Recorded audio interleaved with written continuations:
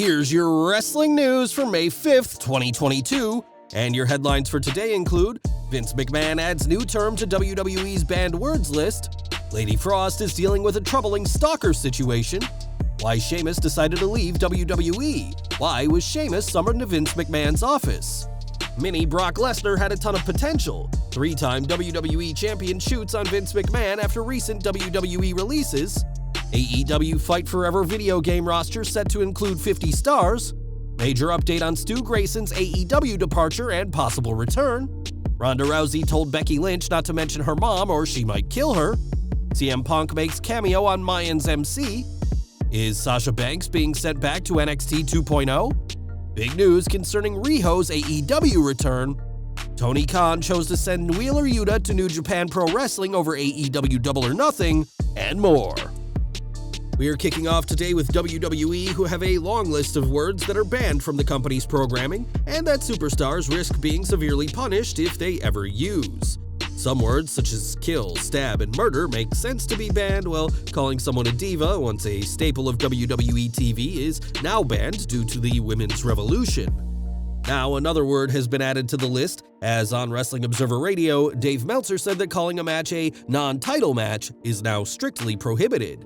On this week's Raw, the handicap match between Mustafa Ali against The Miz and US Champion Theory was called a non-title championship contenders match, which was clearly a mistake. Vince McMahon knows exactly what he wants to hear on his shows and exactly what he doesn't want to hear, and while matches were often called non-title matches to help build towards a championship match, this term is now a thing of the past. Over to Impact next, as Lady Frost has climbed the ranks of the promotion since signing in the summer of 2021, but she's now dealing with a scary situation out of the ring. On Twitter, Frost shared some important and troubling news with her fans, saying she's dealing with a stalker and warned fans not to send any money to accounts claiming to be her. It seems that her own social media has been compromised as well, as she said her Instagram is gone, meaning someone could be using her verified account to scam fans. This is just the latest example of a wrestler having to deal with a scammer using their name to try and swindle unsuspecting fans, and we can only hope Lady Frost is able to bring an end to this stalker situation very soon. Back to WWE, and last week the company had a brief tour of Europe take place, with fans from England, France, and Germany all getting to see the superstars live in action. Traditionally, WWE uses these European tours to give an extra shine to their European superstars, but one superstar didn't compete nearly as much as fans had thought. It turns out that Sheamus only competed for half the tour, leading fans to question whether perhaps he'd injured himself during the tour, which would explain why he didn't compete on the second half. That thankfully isn't the case, as PW Insider reports that midway through the tour, WWE decided on replacing Sheamus with Butch in an effort to give the former United Kingdom champion some more exposure. Despite speculation, it turns out Sheamus isn't injured at all, and he wasn't removed due to any issues backstage, but this is just the latest issue for the former World Heavyweight Champion. According to sources, Sheamus is quite unhappy with how his current direction has been in WWE, and in February even expressed his desire to quit the company. When he informed WWE's higher-ups about his decision, saying that he was mad about the booking, Bruce Pritchard set up a meeting with Vince McMahon, who was able to coax Sheamus back after making several promises. There's no word on what Sheamus was promised, but he hasn't left the company yet, but being removed from the European tour in favor of somebody younger may be another problem for the Irish superstar. Now, last Friday, 10 superstars were cut from NXT 2.0, and many people have weighed in with their view on the latest cuts. Since WWE started cutting people in massive waves 2 years ago, Mick Foley has never shied away from discussing the releases, often clashing with WWE, and this time was no different. Speaking during an episode of the In the Click podcast, Foley encouraged the released superstars to keep their heads up and took aim at some of the choices made. Mr. McMahon has a great track record of there are some people he let go who go on to be bigger stars than they were with him.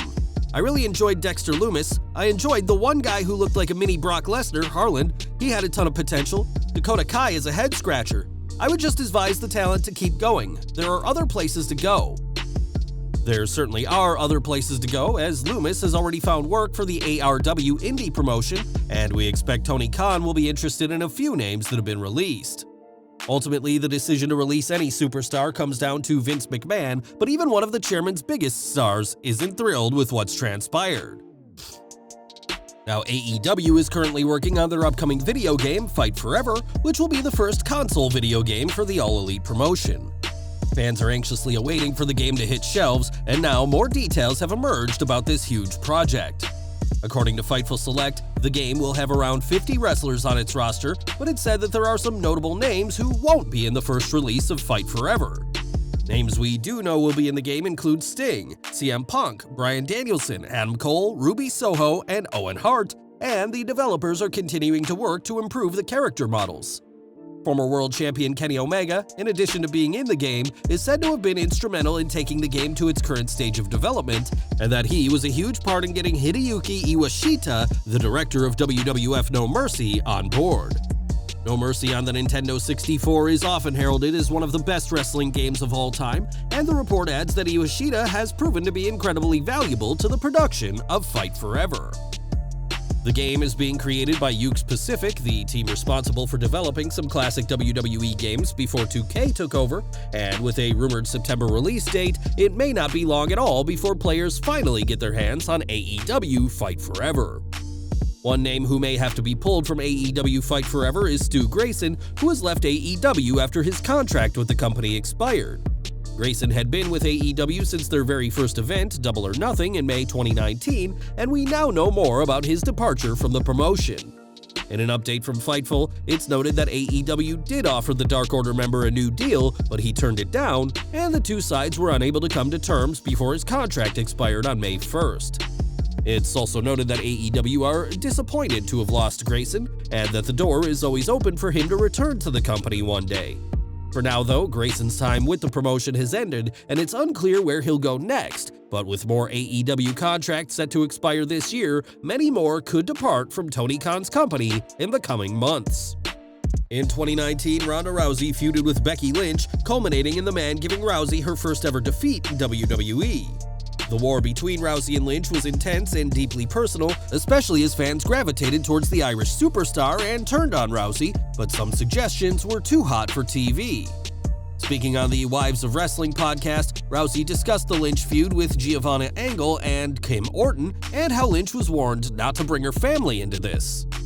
I had to at one point tell Becky, hey Becky, I don't think you can say anything else with my mom because she might kill you if she sees you. My mom literally said to me, these people might pay you to put up with this kind of shit. No one's paying me. If anyone says shit about me and I see them in person, I'm going to break their arm. Ronda Rousey may be known as the baddest woman on the planet, but it seems she learned that from her mother, who is ready to throw down with anyone if they talk trash about her on WWE TV. Now, CM Punk is a wrestler for AEW and could become their next AEW World Champion, but the best in the world has also tried his hand in acting. Punk's role in the 2019 thriller Girl on the Third Floor earned the Chicago-made star rave reviews, and this week, he made a cameo appearance on Tuesday's Mayans MC on Fox. Punk was shown when the character of Gilly, portrayed by Vincent Vargas, drove out to a neighborhood and knocked on the door of a house, which the former WWE champion answered. Playing an old military buddy of Gilly, the door is open for Punk to return to the show one day, and this week's appearance made for a fun bonus for wrestling fans of the show. Recently, WWE introduced a policy with NXT 2.0 that states at least one main roster wrestler should be with the brand at all times. That's why we've seen AJ Styles, Dolph Ziggler, and most recently Natalya appear for NXT 2.0, and now another name is eyeing up a return to the brand. During a press conference as part of the recent European tour, women's tag team champion Sasha Banks said she would love to return to NXT one day, and says she has a little history with NXT women's champion Mandy Rose. Banks also pointed out that she helped train Kaden Carter and Casey Catanzaro as she did some training seminars at the wrestling school of Devon Dudley. A former NXT Women's Champion in her own right, Banks would bring a lot of attention to NXT 2.0 should she return, and we'll have to see if that's something WWE agrees to when the time is right. Speaking of returns, AEW's RIHO hasn't been seen with the promotion for a very long time, ever since she suffered a collarbone injury during a match with Britt Baker in January. RIHO was able to continue the match despite the injury, and now her return is just days away. As confirmed by Tony Khan, the inaugural AEW Women's World Champion will face off against Yuka Sakazaki on this Friday's Rampage in an Owen Hart Foundation Women's Qualifier Tournament. With the Stanley Cup playoffs happening, this week's Rampage will start at 5:30 p.m., and we'll have to see which Japanese wrestler qualifies for the upcoming Owen Hart Foundation tournament. Earlier this week, we reported on Roderick Strong, who has requested his release from WWE. It's been noted that Strong has requested his release multiple times from the company, and he's been unhappy with how he's been featured since the Undisputed Era split and the many changes and releases that have affected his Diamond Mine stable. With the other three members of the Undisputed Era in AEW, as is his wife Marina Shafir, joining Tony Khan seems to be the obvious choice for Strong, which may explain why WWE has repeatedly rejected his request to be cut. On Wrestling Observer Radio, Dave Meltzer discussed Roddy's situation, saying that while he could just always quit, WWE can freeze his deal, which wouldn't do him any good. Unless WWE accepts his request, then it appears Strong's only option is to wait out his contract, but given that he re-signed last year, he has a good couple of years left on his deal. Meltzer said that if WWE had plans for him to be on the main roster, he would be on it right now, and with the recent releases and changes to the Diamond Mine, Strong simply doesn't really fit in with WWE anymore. With years left on his contract, Roderick Strong isn't going anywhere until WWE allows it, so it may be a very long time before he gets to join Adam Cole, Bobby Fish, and Kyle O'Reilly in AEW. And we're ending today with Wheeler Yuta, who is set to compete in this year's New Japan Pro Wrestling Best of the Super Juniors tournament. The prestigious annual competition will take place from May 15th through June 3rd, which will prove to be a problem as it clashes with Double or Nothing. AEW's flagship show will take place on May 29th, and on Wrestling Observer Live, Brian Alvarez said that having Yuta compete in the tournament was entirely Tony Khan's decision. Alvarez said that competing in the tournament will be a bigger deal for Yuta than one show with AEW, and it will allow Khan to have Yuta serve as an ambassador for his company overseas. Yuta has been gaining a fan base as part of the Blackpool Combat Club, but won't be at Double or Nothing, and time will tell what's in store for the BCC. Well guys, that's our news for today. Please share your comments below.